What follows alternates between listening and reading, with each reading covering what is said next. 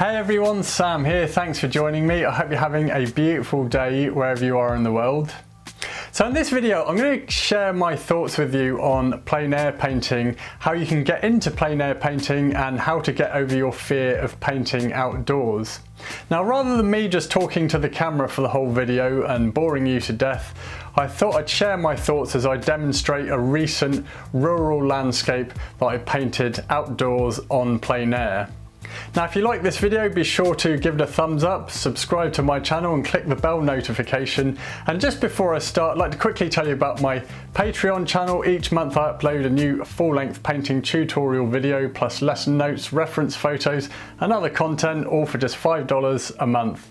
And I've put the link in the description box below. So without further ado, we'll get straight into the video and I hope you enjoy it. I'm painting on an 8" by 8" linen panel. What this is oil primed linen. It's a medium weave and it's made by a company called Seascape in the USA at canvaspanels.com, and I've put a link in the description box below. I'm using oil paint and the colours I'm using includes titanium white, burnt sienna, yellow ochre, cadmium yellow, cadmium red, ultramarine blue and phthalo green. And the oil paints I'm using are made by a company called Blue Ridge Oils. And if you'd like to get some Blue Ridge oil paints, I've put a link in the description box below. I'm sketching out my composition using burnt sienna mixed with liquid original, and liquid original is the medium I'm going to be using. It helps to thin out the paint and it speeds up the drying time, and this is advantageous when you're plein air painting, as often within an hour or two the paint will have formed a bit of a tack, which means you can layer on some thicker paint for some extra details.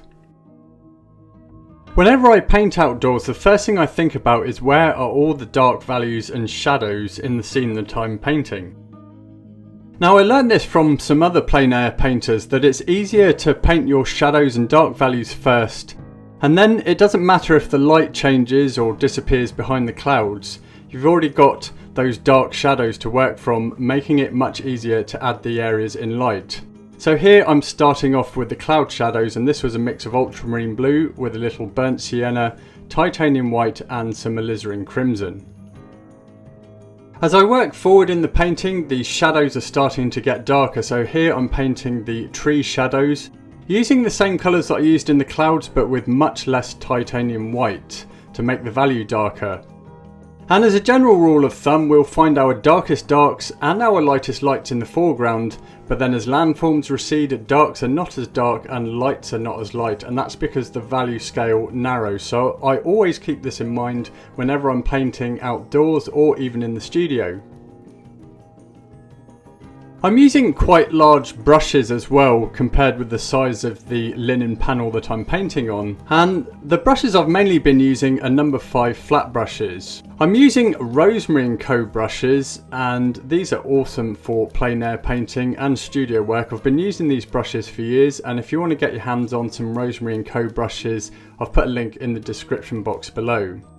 Now, another reason for using large brushes in plein air painting is plein air painting is typically kind of loose, gestural and impressionistic, and it's ideal for this painting style. With what I've learned from my experiences of painting on plein air, I actually carry it across to my studio work. So I start my studio paintings with loose gestural brush marks, and then I add details later on, and it makes the painting look much more alive. Now, turning back to this painting, as I was working forward, the values are getting darker, especially in the trees, and I used a mix of ultramarine blue with some yellow ochre. Trees are some of the darkest values to be found in the landscape, especially as they often have dark coloured foliage. Grass, on the other hand, is much lighter in value, as are skies as well. So let's talk about plein air painting and getting over your fear of painting outdoors. Now, if you are painting on plein air, it can seem rather daunting and intimidating, especially the idea of people walking around or coming up and talking to you. It can be very off-putting. So if you've not done it before, I would suggest starting with something really easy, maybe like painting in your back garden, for example. You might even be lucky enough that you've got a nice view to paint. Another thing you can do is go to a location where there's no one around. Certainly here in New Zealand where I live, there's plenty of open spaces where you could paint on your own with nobody disturbing you. And you could also get something like a painting journal and do some little plein air paintings from your car. And I've just recently made a video on this, as this is something I've been doing myself. And the advantage of this as well is you could park up in places that might normally be a bit inaccessible. For example, it could be by a main road and the conditions are not safe to paint in. Another good way of getting over your fear of painting outdoors is to paint with a group of people, and this is how I started plein air painting. You'll find that painting with a group of people is much less intimidating, and very likely that there'll be lots of people that are a similar skill level to you as well. So you won't feel like you've got that pressure on you to produce a masterpiece. Now this is how I started plein air painting. I actually found a plein air painting group in Auckland where I was living at the time through a website called meetup.com, as plein air painting was something I really wanted to try. My first plein air painting experience was really enjoyable. We went to a place called Piha Beach and I was painting with all sorts of different painters there, including the artist Richard Robinson, who is a very established plein air painter. And this is the beauty of plein air painting as well. For us plein air painters, it's all about the joy of painting, so no one cares if you're really good at painting or you're a complete beginner, it doesn't matter. And it's often the case that you could be painting next to someone that's a complete master, and then on the other side of you someone that's a complete beginner. And plein air painters are some of the most down-to-earth people you'll meet, so I think finding a local plein air painters group is one of the best ways to get into it, and you'll pick up so much information. Plein air painters are often very willing to help you out with your painting and give you suggestions and ways you can improve your artworks. They'll freely share information, so it's a great way of learning. Now if you've tried plein air painting and it's something you want to continue with, you'll probably want to invest in some gear, particularly a pochade box easel. Now I remember that first plein air painting trip I went on with the Auckland Plein Air Painters group, and I didn't have a pochade box easel. In fact, I didn't even know they existed at the time. And I took my studio easel with me, which is quite large and cumbersome, and it also blew over in the wind as well. So I quickly realised that if I was going to carry on plein air painting, that I'd probably need to invest in some gear that's more suitable to it. So I now use these Alla Prima pochade boxes, and these are handmade by a guy called Ben Haggart who lives in the USA. You can purchase these from allaprimapochade.com, and the beauty of these pochade boxes is they come in different sizes, and you can also use them in the studio as well. Now there are all sorts of pochade boxes available on the market, and if you're going to carry on plein air painting then I'd recommend getting one. The other cool thing about these pochade boxes is they mount on standard camera tripods. One of the main things to consider about plein air painting is the weather. So again, if you're new to plein air painting, I would suggest going on a day where the weather conditions are good, i.e. sunny and not much wind. It is quite difficult sometimes painting outdoors when you're battling the elements, and I certainly had many occasions painting outdoors where the weather conditions just get so bad that I've even had to stop painting. Usually the wind is a major problem, quite often the cold can be a problem as well, and very often the weather conditions can change completely and it might start raining, for example. Now with this painting, I painted it on a nice calm evening. Evening and morning is a good time to paint because you get much longer shadows and the light's softer as well, and shadows go a long way to communicating a more realistic looking landscape, especially if you're new to painting landscapes. Now whilst we're on the subject of this particular plein air painting, let me give you some tips on painting greens. Now I mix my own greens, generally with blue and yellow. And for the grass here, I've mixed yellow ochre with some cadmium yellow and ultramarine blue. Then I've also mixed in a small amount of alizarin crimson. I've made the value lighter with titanium white, and I've even mixed in a little bit of phthalo green, and that just increases the saturation and also creates some of those emerald tones in there. I've used similar colours for the trees as well, but with much less titanium white in the mix to make sure that the value is darker. As I said earlier, trees are some of the darkest values to be found in the landscape, and they really need to stand out against the grass, and grass is much lighter in value. Greens are one of those tricky colours, and usually because it's very easy to make them too high in chroma or too saturated. So you can knock this back by mixing in a colour that contains its colour opposite on the colour wheel, which would be red. So something like an alizarin crimson or a burnt sienna or a cadmium red, for example. Now let me tell you about some of the benefits of painting outdoors on plein air. I have found that I've had many light bulb moments about painting through painting outdoors, and often through learning things the hard way as well. I remember one time I was painting in Queenstown, painting some winter willow trees, and I couldn't understand why it just wasn't communicating well in my painting.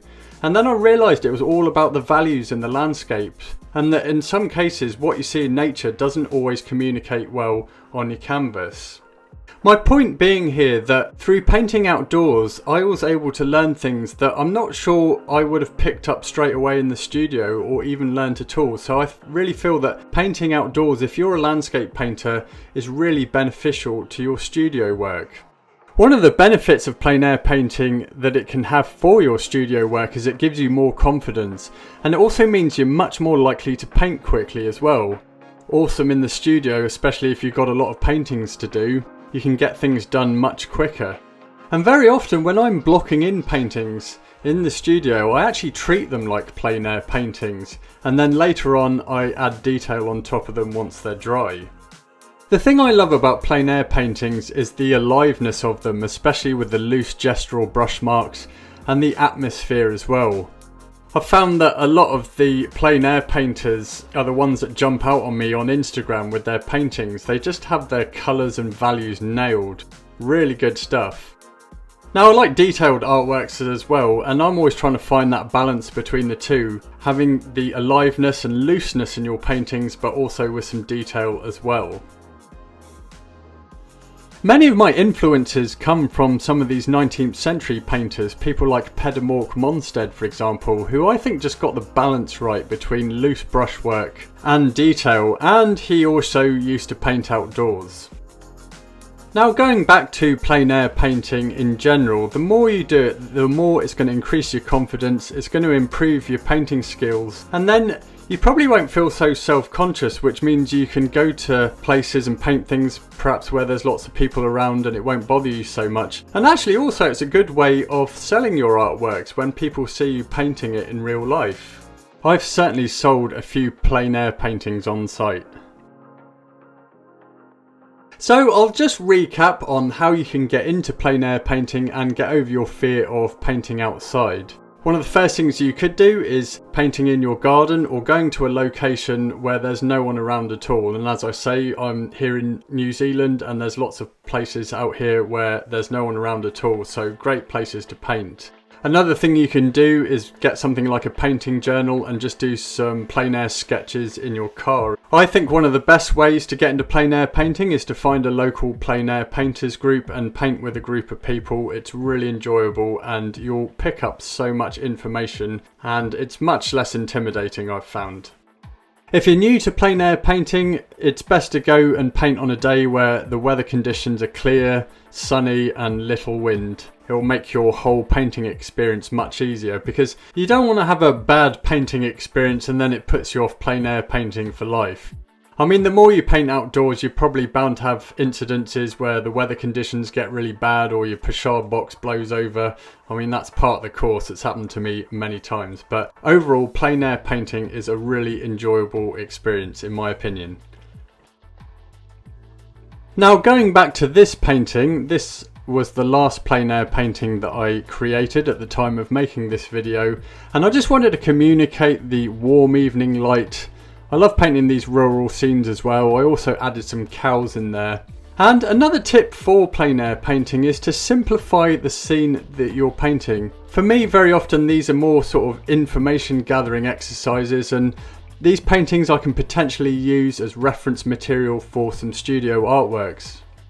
In fact, actually, there are many of my plein air paintings that I've taken back to the studio and then added detail to them so they look much more like studio paintings. But the plein air aspect of it gives the painting much more of an aliveness.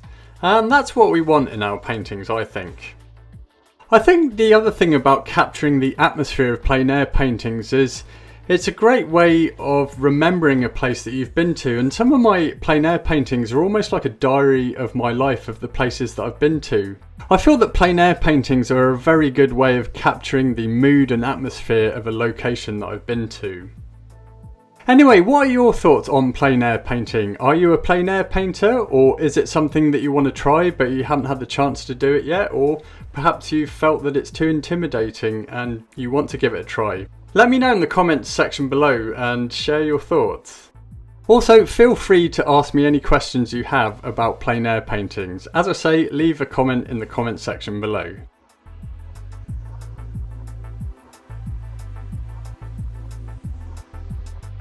Thanks for watching. I hope you enjoyed this video, and if you did, be sure to give it a thumbs up, subscribe to my channel, share this video and click the bell notification to be notified of when I upload a new video. Also, please feel free to leave me a comment in the comments section below. What are your thoughts on plein air painting, or if you've got any questions as well. Now, if you'd like to learn more about painting landscapes, then check out my website. I've got loads of free painting resources on there in the form of a painting blog. Also got some painting tutorial videos for sale as well. And also you can get instant access to all of those painting tutorials and loads more by subscribing to my Patreon channel for just $5 a month. Each month I upload a new full-length painting tutorial video, plus lesson notes, reference photos, other content as well. And there's over 2 years worth of videos on there, so it's kind of like a landscape painting course. So I've put the link in the description box below. And lastly, if you subscribe to my email list, I'm giving away a free ebook on Introduction to Oil Painting, and again I've put the link in the description box below. So thanks for watching. I hope you enjoyed this video and that inspires you to get outside plein air painting or try it as well if you've not done it before. Thanks again, I hope you're having a beautiful day, and I shall see you in the next video.